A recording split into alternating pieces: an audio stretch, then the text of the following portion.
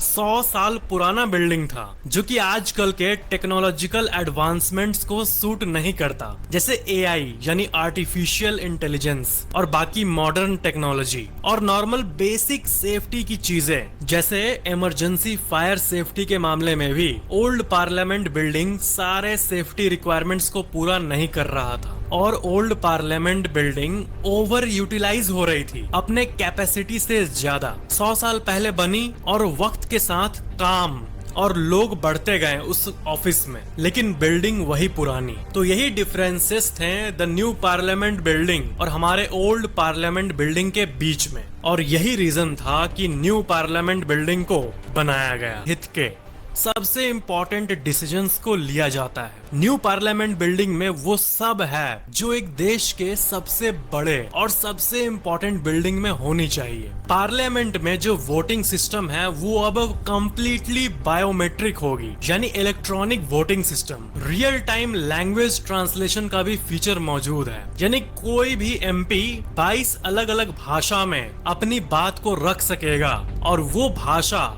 Real time में बाकी MPs को हिंदी में या फिर उनके अपने समझने वाले भाषा में सुनाई देगी एआई के थ्रू। यानी बाद में ट्रांसलेशन होने की बात नहीं हो रही है, जैसे कोई एमपी बोलेगा रियल टाइम में एआई उसको ट्रांसलेट कर देगा। और नए पार्लियामेंट में डिजिटल वर्ल्ड को भी इंट्रोड्यूस किया गया है सारे कामों को पेपरलेस बनाने के लिए। सारे पेपर्स अब कंप्यूटर्स और टैबलेट्स में पीडीएफ फॉर्म में ही दिखाए जाएंगे, जो कि डिजिटल इंडिया के तरफ और एक कदम है। ये new parliament building earthquake proof technology से भी बनाया गया है। आपको ये भी पता होना चाहिए कि इंडिया में कंटिन्यूअसली ये सेंट्रल विस्टा रीडेवलपमेंट प्रोजेक्ट चल रहा है, जिसका मतलब ये है कि पूरे भारत के मैप में जो सबसे इम्पोर्टेंट एरिया है जिसे एनसीआर माना जाता है, जो कि देश का छवि है एक तरह से, जो ये नेशनल एडमिनिस्ट्रेशन एरिया है 3 किलोमीटर का, यानी राष्ट्रपति भवन से लेकर इंडिया गेट तक। इस एरिया को पूरी तरह से रीडेवलप करने की प्लानिंग की गई थी साल 2019 में, जिसमें से न्यू पार्लियामेंट बिल्डिंग बन चुका है। न्यू ऑफिसेज भी बनने हैं प्राइम मिनिस्टर और वाइस प्रेसिडेंट के लिए, और बहुत सारे गवर्नमेंट ऑफिसेज को एक नया शेप मिलने वाला है, जिससे कि इंडिया की जो पूरी इमेज है वर्ल्ड में वो किसी भी और कंट्री से कम ना हो। इंफ्रास्ट्रक्चर के लुक्स के मामले में भी इस सेंट्रल विस्टा रीडेवलपमेंट प्रोजेक्ट को 20,000 करोड़ रुपए का एस्टिमेट अलॉट किया गया था। पार्लियामेंट बिल्डिंग के होने के बावजूद भी न्यू पार्लियामेंट बिल्डिंग को क्यों बनाया गया है? ओल्ड संसद भवन का shape round, new Sansad Bhavan का शेप ट्रायंगुलर। ओल्ड वाले पार्लियामेंट बिल्डिंग का area 24,000 square metre, new parliament building का area 64,500 square metres. Old parliament building के अंदर लोकसभा के सीट्स 543, न्यू पार्लियामेंट बिल्डिंग में लोकसभा के सीट्स 888, ओल्ड पार्लियामेंट बिल्डिंग में राज्यसभा के सीट्स 245, न्यू पार्लियामेंट बिल्डिंग में राज्यसभा के सीट्स 384। ओल्ड पार्लियामेंट बिल्डिंग का इनॉग्रेशन डेट 18 जनवरी 1927, न्यू पार्लियामेंट बिल्डिंग का इनॉग्रेशन डेट 28 मई 2023। और ये आप दोनों का मैप देख सकते हो, दोनों का कंपैरिजन आपके स्क्रीन पे है। पुरानी पार्लियामेंट बिल्डिंग ऑलमोस्ट 100 साल पुरानी होने के चलते उसमें कई इश्यूज थे।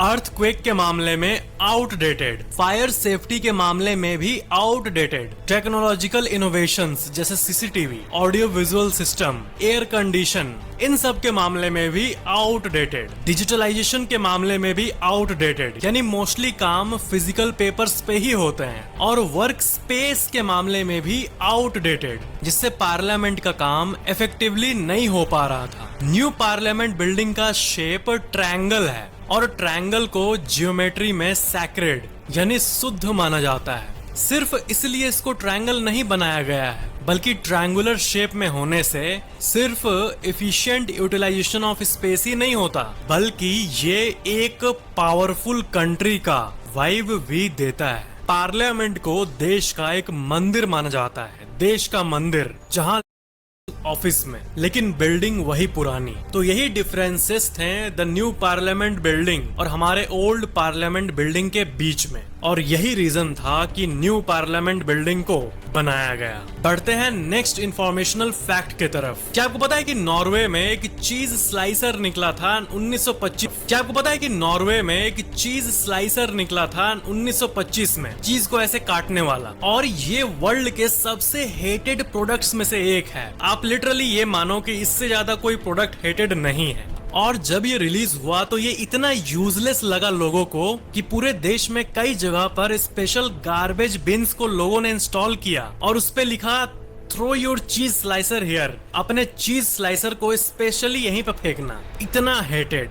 क्या आपको पता है कि अगर आपके एरिया में बारिश होने वाली है तो उसे सुपर कंप्यूटर डिटेक्ट करे या ना करे, लेकिन 150 मील दूर से भी एलिफेंट्स जो हैं वो डिटेक्ट कर सकते हैं। इसके बारे में आप कई साइंटिफिक आर्टिकल्स को देख सकते हो। जो ईयर होता है वो बहुत ही ज्यादा बड़ा होता है। ये तो आपने नोटिस किया ही होगा कि बाकी ऑर्गेनिजम्स के कंपैरिजन में इसका जो कान होता है वो कुछ ज्यादा ही बड़ा होता है। तो जो एलिफेंट्स का ईयर कैनल्स होता है, यानी उनके अंदर कान का सिस्टम, उनसे वो एक्चुअली में ऐसे कई साउंड्स को सुन सकते हैं जो कि हम ह्यूमंस कभी भी डिटेक्ट नहीं कर सकते। वो स्टॉर्म, थंडर स्टॉर्म, बारिश, क्लाउड, ऐसी चीजों को जस्ट आवाज से पता कर लेते हैं 150-200 किलोमीटर दूर से भी। एक चीज, एक फेनोमेनन होती है जिसके बारे में मैं आपको बताना चाहता हूँ, जिसे कहते हैं हाईवे हिप्नोसिस। और सच कहूँ तो मैंने भी इसे फील किया है। हाईवे हिप्नोसिस एक अजीब सी चीज होती है जिसमें एक कार जो है वो मान लो हाईवे में चल रही है और आप कहीं जा रहे हो। जैसे मान लो मेरी फैमिली कहीं जा रही है और मैं ड्राइव कर रहा हूँ, और मैं रात 11 बजे से 4 बजे तक ड्राइव करता गया एक्सप्रेसवे पे और डेस्टिनेशन पहुंच गया। तो लगातार 3-4 घंटे ड्राइविंग ऐसा लोग करते हैं, नॉर्मल सी बात है। लेकिन गाड़ी चलाते चलाते ये आप भविष्य में शायद कभी एक्सपीरियंस करो, अगर आप कभी अपना कार परचेज किया और चलाओ तो, कि ड्राइव करते टाइम इंसान एक अजब ही ऑल्टर्ड मेंटल स्टेट में चला जाता, तो डेस्टिनेशन आ जाती है और हमें पता भी नहीं चलता। जब किसी कार या किसी भी ऑटोमोबाइल को कुछ ज्यादा ही दूर तक ले जाया जाता है तब जनरली ड्राइवर्स या लोग इस चीज को एक्सपीरियंस करते हैं। ऐसा बहुत रेयरली होता है, लेकिन जब ये हिप्नोसिस होता है तो इंसान को पता भी नहीं लगता। मान लो किसी एक्सीडेंट में किसी इंसान का दोनों हाथ कट जाए, वो इंसान बच जाता है लेकिन दोनों हाथ चले जाते हैं, तो नया हाथ तो आ नहीं सकता। लेकिन इस दुनिया में एक ऐसी चीज हो चुकी है जिस पर आप यकीन नहीं करोगे। फेलिक्स ग्रेटरसन आइसलैंड के ये रहने वाले हैं, और जब इन्होंने अपने एक वर्क एक्सीडेंट में दोनों हाथों को खोया तब डॉक्टर्स ने इनके ऊपर एक ऐसा काम किया जो कि पूरे धरती के इतिहास में कभी भी नहीं हुआ है। दोनों हाथ का ट्रांसप्लांट, जो कि one of its first kind था पूरे दुनिया में, ये इनके साथ हुआ। और सबसे बेस्ट बात यह है कि ये ट्रांसप्लांट सक्सेसफुल भी हुआ, यानी वो अब अपने हाथों को नॉर्मली यूज कर भी पाते हैं। ऐसा सबके साथ पॉसिबल नहीं है, क्योंकि अगर कोई डॉक्टर इस चीज को ट्राई करे तो फेलियर रेट्स, सक्सेस रेट मैंने नहीं कहा, फेलियर रेट्स 90% होता है। लेकिन इनके केस में हाथ काम करने लगा, तो मेडिकल साइंस की एक बहुत बड़ी सक्सेस को ये चीज दिखाती है। लेकिन ऐसी कोई टेक्नोलॉजी नहीं आई है फिलहाल जिससे ये सब इंसानों में किया जा सके और सबका हाथ वापस लाया जा सके। ऐसा तो फिलहाल नहीं हुआ है, लेकिन एक इंसान में भी ऐसा हुआ है, ये बहुत बड़ी बात है। इस चीज को ध्यान से समझना कि एक एवरेज इंसान के जितने भी सर्वेज हुए हैं उसमें ये पता चला है कि नॉर्मली एक इंसान का 8 से 9 क्लोज फ्रेंड होता है। फ्रेंड होते हैं 20 से 30, उसमें से क्लोज 8 से 9 होता है, और उसमें से 3 से 4 के साथ बॉन्डिंग होता है, यानी रेगुलर बातचीत, और बेस्ट फ्रेंड तो ऑफ कोर्स एक ही होता है। लेकिन बात यह है कि इस अर्थ पे ऑलमोस्ट 800 करोड़ लोग, लेकिन एक डीप बॉन्डिंग एक सिंगल सोसाइटी की एक बहुत ही अजीब सी चीज को दिखाता है कि इतने करोड़ों लोग होने के बावजूद भी एक इंसान के 10 क्लोज फ्रेंड भी आजकल के टाइम पे नहीं होते। उतने के लिए भी लोग स्ट्रगल करते हैं। लेकिन मैं अपने आप को लकी मानता हूं, क्योंकि आप लोगों में से जितने लोग उस सब्सक्राइब बटन को दबाए हो मेरे वीडियोस को देख के, यानी आपको अच्छा लगा मेरा वीडियो, तो मैं तो 1.5 करोड़ लोगों को अपना फ्रेंड मानता हूं।